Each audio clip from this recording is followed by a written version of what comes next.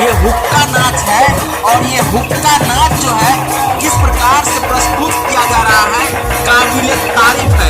ये लोक नृत्य अभी भी गांव में जिंदा है। दोस्तों आपको बता दें कि बेतिया के एक जगह है जहां ये कार्यक्रम हो रही है। देख सकते हैं इस कार्यक्रम में किस प्रकार का प्रदर्शन कलाकार द्वारा किया जा रहा है।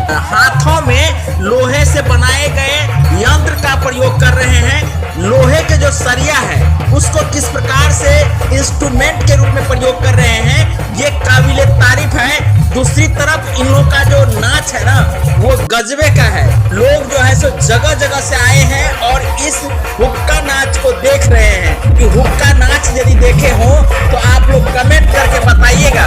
देखिए किस प्रकार से हुक्का नाच यहाँ प्रस्तुत किया जा रहा है। कभी यहाँ भाग के आता है तो कभी वहाँ भाग के जाता है और भागते क्रम में भी गजबे का डांस करता है, गजबे का नृत्य करता है। गांव में जब जाइएगा तो इस प्रकार के नाच आपको देखने को मिलेगा जहां भक्ति हो रहा होता है। किसी न किसी प्रकार के जो देवी देवता होते हैं, जो उनके पूर्वज होते हैं, उनको याद करते